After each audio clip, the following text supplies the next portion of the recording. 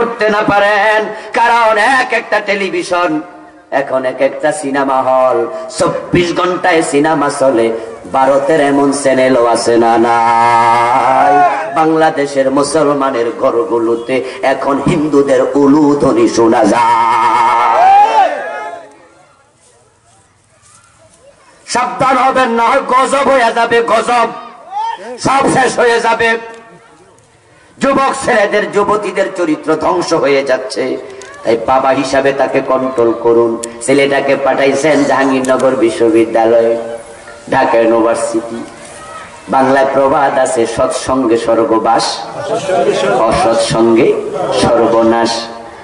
Class 9-এ পড়ুয়া ঐশী, মনে আসেনি?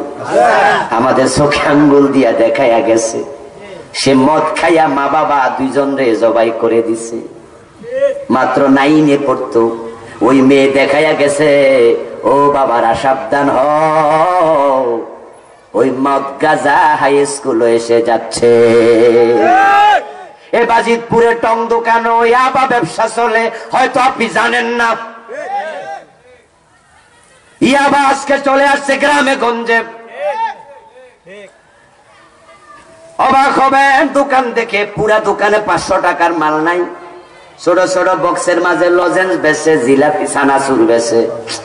ঘটনা কি, পুরা দোকানে 500 টাকার মাল নাই, মাসে 3000 টাকা ভাড়া দেয় করতে। আবার দোকানদার দেখি নতুন মোটর সাইকেলও চালায়। ফাইলো কই, আসলে ওই দোকান হলো রাতের বেলায় আকামের ব্যবসা চলছে, এটা আপনি টেরও পান নাই। যদি গ্রামে গঞ্জে, যদি হাই স্কুল লেভেলে ইয়াবা মদ চলে আসে, তাহলে জাহাঙ্গীরনগর ঢাকা ইউনিভার্সিটিতে যে ছেলে থেকে ছাইরা দিলেন, ওখানেও মদখোর পোলাপান আছে না নাই? আপনার ছেলে কাদের রুমে থাকে, কাদের সাথে চলে আপনি তো জানেন না। অসৎ সঙ্গে সর্বনাশত হয়ে যেতে পারে। আর একটা পরিবারে যদি একটা মদখোর ছেলে তৈরি হয়, মাদকাসক্ত তৈরি হয়, পুরাটা পরিবারকে জাহান্নাম বানায়া ছাইরা দেবে, অশান্ত করে ছেড়ে দেবে। এখন ছেলে, যুবক ছেলে ঢাকা ইউনিভার্সিটি টিকছে, এর তো পাঠাতেই হবে। যুবক টিকেছে জাহাঙ্গীরনগরে, বুয়েটে, রুয়েটে, সুয়েটে, মেডিকেলে, পাঠাতেই তো হবে। শিক্ষিত বানানো লাগবেই, কিন্তু হেফাজত করবেন কেমনে?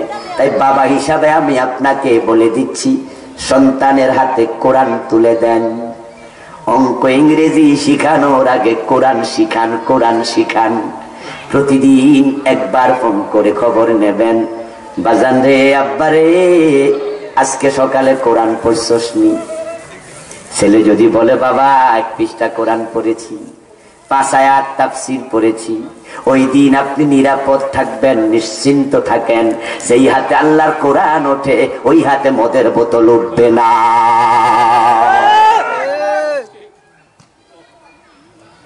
এজন্য সন্তানদেরকে মাদ্রাসায় পড়াবেন, জীবনের প্রথমে মক্তবে দেবেন।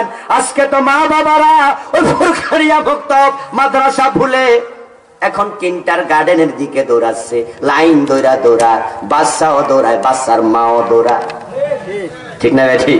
বাচ্চার বাবাও দৌড়ায়। আর না দৌড়াইয়া উপায়ও নাই, কারণ বাচ্চার ওজন 3-7 কেজি, বইয়ের ওজন 9 কেজি। দৌড়াও দৌড়াও দৌড়াও, আপত্তি নাই, ইংরেজি শিখাও, অঙ্ক শিখাও, ডাক্তার বানাও, ইঞ্জিনিয়ার বানাও, কিন্তু আগে কোরআনওয়ালা বানাতে হবে। এমন একটা সন্তান রেখে যাও ভাই, যে সন্তান তোমার মৃত্যুর পরে তোমার জানাজার ইমামতি করতে পারবে। কিন্তু আজকে হাজারো এমএ পাস, বিএ পাস পাওয়া যায়, বাবার জানাজার নামাজে আসে ডাক্তার ছেলে, ইঞ্জিনিয়ার ছেলে, ওই টুপিটাও নাই, হাওলাত নিয়ে মাথায় দেয়। অজু কেমনে করে জানে না, জানাজার নিয়ম কি জানে না। কিছুক্ষণ আগে নুরানির ছোট্ট বাচ্চারা কত সুন্দর করে জানাজা কেমনে পরে শিখাইছে, আর আমরা লজ্জা পাই তখন যখন জানাজার সামনে দাঁড়ায়া হুজুর রে কয়, হুজুর নিয়মটা কইয়া দেন।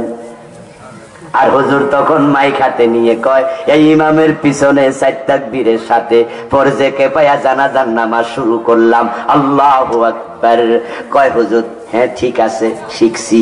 এখন আপনারা বলুন তো, আল্লাহু আকবার কওয়ার পরে আরো নামাজের কাম আছে না নাই? নামাজটা কি শুরু হয়েছিল না শেষ হয়েছিল? তো যে বেটা এখন মাত্র নিয়ম শিখছে, হে দোয়া শিখবো কোন দিন? এমন সন্তান বানাইছো বাবা, যে সন্তান তোমার জানাজার নামাজে আইছে, আল্লাহু আকবার কইয়া মূর্তির মতো স্ট্যাচুর মতো দাঁড়ায় আছে, পরে দোয়াগুলাও শিখে নাই। এমন সন্তান জন্ম না দেয়ারছে না দেয়াই ভালো ছিল। এজন্য আসুন ঈমান এবং নেক আমলকে সাথী করুন। সুদে টাকা লাগাইছেন তো শেষ হইছেন। হাদিসে আছে যে সুদে টাকা লাগায় সবচেয়ে ছোট গুনাহ হলো মায়ের সাথে জেনা করা, আর সবচেয়ে বড় গুনাহ কোরআনে আছে ফাযানু বিহারবিম মিনাল্লাহি ওয়া রাসূলিহি, যে সুদ খায় সে যেন আল্লাহ এবং রাসূলের বিরুদ্ধে যুদ্ধ ঘোষণা করছে। এজন্য সুদ খাবেন না। কারো জমি দখল করছেন তো মরছেন, কারণ হাসরের দিন যে জমিটা আপনি দখল করছেন তো জোর কইরা জাল দলিল করে, ওইটারে আল্লাহ 7 গুণ বড় করবে, সাইডও করবে, নিচের দিকও করবে। তারপরে একটা জাহান্নামের রশি বানায়া আগুন দিয়া গলার মাঝে ঝুলাইয়া দিয়া বলবে, এটারে টাইন্না টাইন্না তুই হাসরের মাঠে যাইতে থাক। ফেরেশতারে বলবে, লাঠি লইয়া খাড়া, টানতে না পারলে বাইরা। ও হাজী সাহেব, কি খবর? লোকজন না আপনারা দেখেছে আর ছেড়ে দিত, হাজী সাহেব আসছে।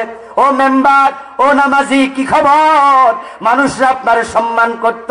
আজকে ফেরেশতা হাতে লাঠি নইয়া বাইরে বলবে, বেটা টাইনা টাইনা চল সামনে, দাঁড়ায় আসস কেন, যা সামনে। বলুন তো উপায় থাকবে? এই কথাগুলো কি মিছা? এগুলো কি হাদিসের কথা না? যদি মোমেন হও, সাবধান সতর্ক হইয়া জীবন চালানো দরকার আছে না নাই? আমার ভাইয়ের আলাউদ্দিন আইএমসি মিডিয়ার সাথে থাকুন, ওয়াজ গজল ও কোরআন তেলাওয়াত শুনুন।